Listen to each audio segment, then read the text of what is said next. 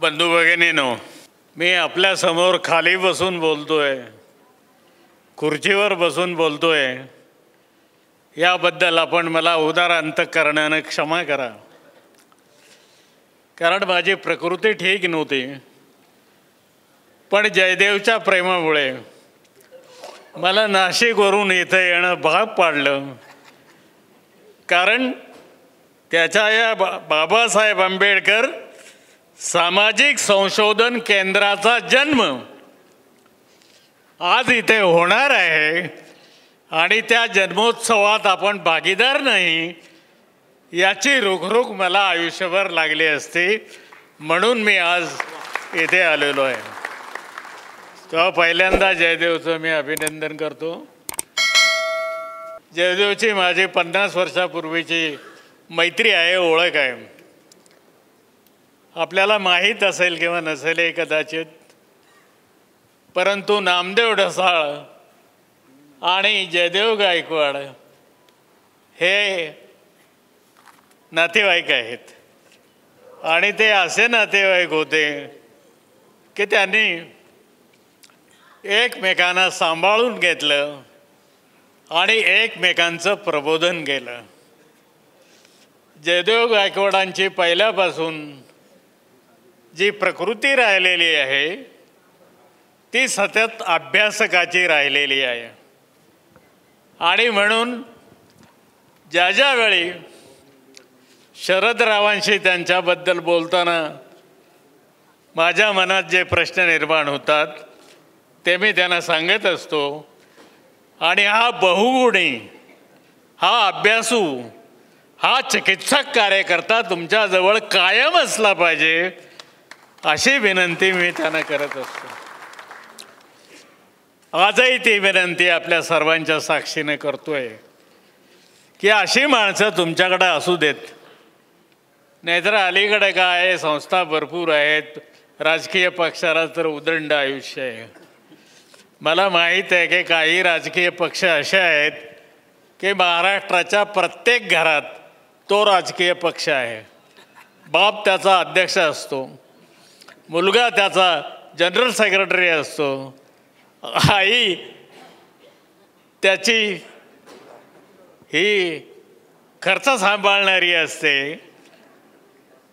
अशा प्रकारच्या संस्था मी महाराष्ट्रामध्ये पाहिलेल्या आहेत. ही जी संस्था आहे, ही संस्था एक अशा प्रकारचं काम करेल की भारतामधली संसदीय लोकशाही सुरक्षित ठेवेल. काय आहे संसदीय लोकशाही? बाबासाहेब काय म्हणाले होते संसदीय लोकशाही संबंधी? बाबासाहेब असं म्हणाले होते पुण्यातच, आणि ते रानड्यांच्या जन्मशताब्दीनिमित्त 101व्या त्याने जे भाषण केलं त्याच्यात एक वाक्य फार महत्त्वाचं आहे. बाबासाहेब म्हणाले होते की लोकशाही ही अशा प्रकारची समाजव्यवस्था आहे की जी कोणतेही रक्तरंजित क्रांती न करता आणि सद्भावनेतून, प्रेमातून या देशामध्ये सामाजिक, आर्थिक आणि सांस्कृतिक क्रांती घडवील, तिला लोकशाही असं म्हणतात. तेव्हा बाबासाहेबांची व्याख्या आहे.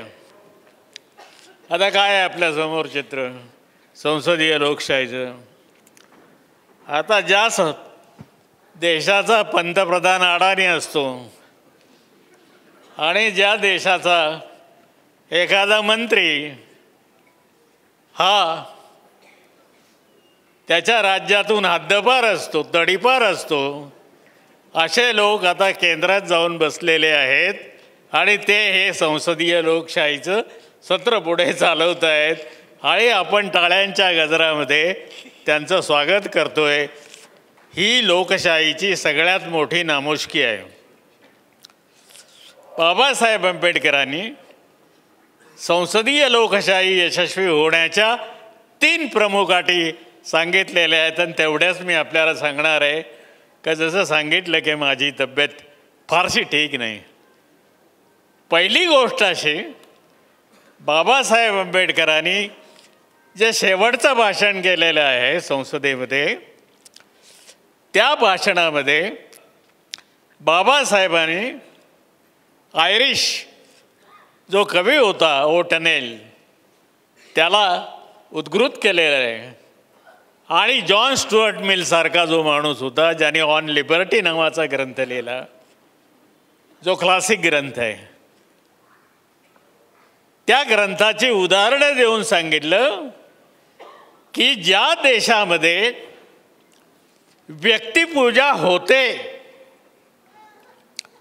असा देश लोकशाहीला मारक असतो. कारण असा देश, अशी माणसं आपलं सर्व स्वातंत्र्य महापुरुषांच्या पायावर अर्पण करतात आणि आपण त्यांच्या मार्गदर्शनाची वाट पाहतो.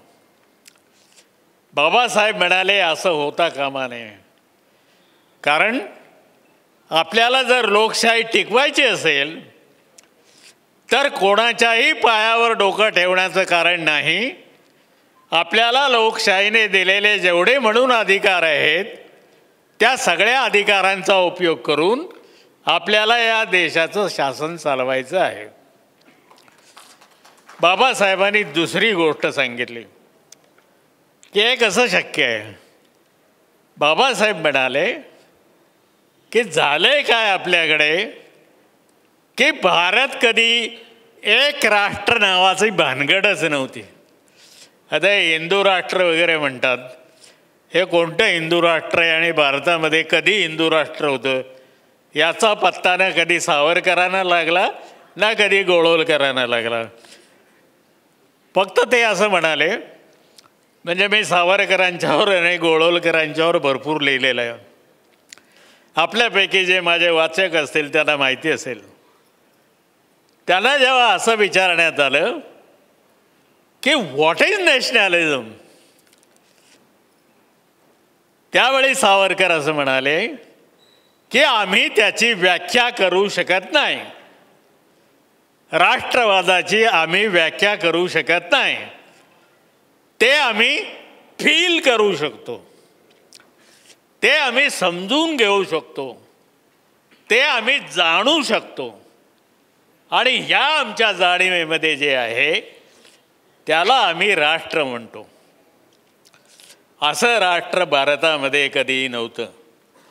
म्हणून बाबासाहेब म्हणाले की भारत हा त्याच्या इतिहासात कधीही एक राष्ट्र नव्हता. इथे शक आले, कुशाण आले, हूण आले, इथे पोर्तुगीज आले, ब्रिटिश आले, इथे फ्रेंच आले, इथे कोण नाही आलं. राम मनोहर लोहियाचं संसदेतलं भाषण फार प्रसिद्ध आहे की या भारत मातेला कोणकोणत्या वंशाने भोगलं. चीड आणणार होतं, पण राम मनोहर लोहिया म्हणत होते ते खरं होतं. तेव्हा बाबासाहेब म्हणाले की हे एक राष्ट्र नाही, ही गोष्ट खरी आहे, पण आज मी जी राज्यघटना तुम्हाला देणार आहे ती राज्यघटना या देशाला एक राष्ट्र बनवील याची खात्री ठेवा. आणि म्हणून गेली 75 वर्ष भारत अखंड आहे आणि एकात्म आहे. याचं कारण दुसरं तिसरं काही नसून फक्त बाबासाहेब आंबेडकरांनी दिलेली ही राज्यघटना आहे.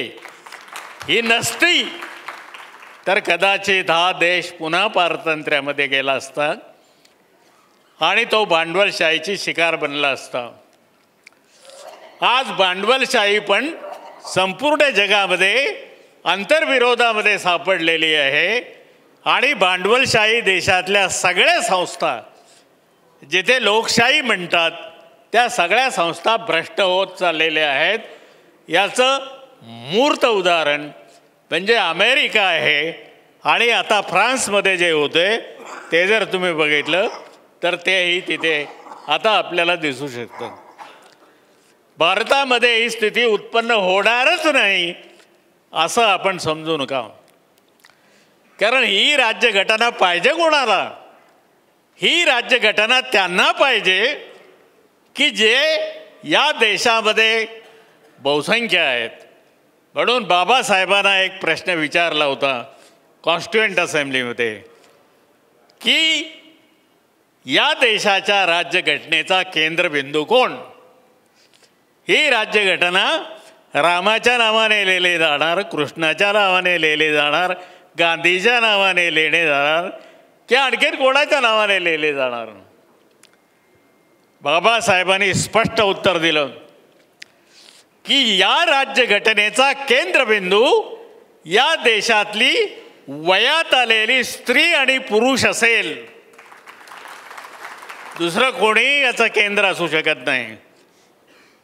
हा महापुरुष जगातला पहिला महापुरुष होता की ज्याने भारतीय स्त्रियांना त्यांनी न मागताही त्यांच्या ओटीमध्ये मताचा अधिकार टाकला. म्हणजे स्वित्झर्लंडसारख्या देशाला 1973 साल उजाडावं लागलं हा मताचा अधिकार देताना स्त्रियांना. आणि ब्रिटनमध्ये विन्स्टन चर्चिलच्या बायकोला त्याच्या विरोधी मोर्चा काढावा लागला. पण बाबासाहेब हा या देशातल्या भगिनींचा असा भाऊ की ज्याने त्यांच्या पदरात हा अधिकार दिला. आणि म्हणून आज भारतातल्या स्त्रिया सक्षम होत आहेत. ही आनंदाची गोष्ट आहे आणि हे व्हायला पाहिजे. कारण स्त्रिया जर वरचढ होत गेल्या तर आपल्या देशामध्ये मनुस्मृती राहणार नाही अशी भीती अनेकांना वाटते. हे मनुस्मृतीची मला सोडा, तिला काही अर्थ नाही. तेव्हा शेवटी एक गोष्ट मी आपल्याला सांगतो की बाबासाहेब असं म्हणाले की जोपर्यंत या देशामध्ये हे जे सरकार आहे आणि ही जी जनता आहे ही जनता आपल्या हक्काचं संरक्षण करेल आणि ती कोणत्याही प्रलोभनाला बळी न पडता आपल्या स्वातंत्र्याचं संरक्षण करील असेच लोक ही राज्यघटना चालू ठेवतील. पण त्यांनी एक इशारा पण दिला. ते म्हणाले जर या देशातल्या गोरगरिबांना या राज्यघटनेच्या मार्फत काही मिळालं नाही आणि जर ते उदासीन राहिले तर या देशाची राज्यघटना ही ते लोक उखडून टाकतील आणि तिथे अराजक निर्माण होईल. मी आपल्याला सांगतो की अराजक ही सगळ्यात वाईट गोष्ट आहे की जिच्यामुळे जगामध्ये प्रचंड हिंसाचार झालेला आहे. तेव्हा हा देश एकात्म ठेवायचा असेल, हा देश एकसंध ठेवायचा असेल, या देशामध्ये लोकशाही राबवायची असेल, या देशामध्ये व्यक्ती स्वातंत्र्य आणि धर्मनिरपेक्षता टिकवायची असेल तर ही राज्यघटना आपण कंठरवानं नव्हे तर आपल्या संपूर्ण अस्तित्वातून ती जपली पाहिजे. आणि हे काम जयदेव गावकरांची ही संस्था करील अशी आशा मी व्यक्त करतो. त्यांना माझ्याकडून काही मदत लागली तर त्याने अवश्य मागावी, मी ते त्यांना देईल. धन्यवाद.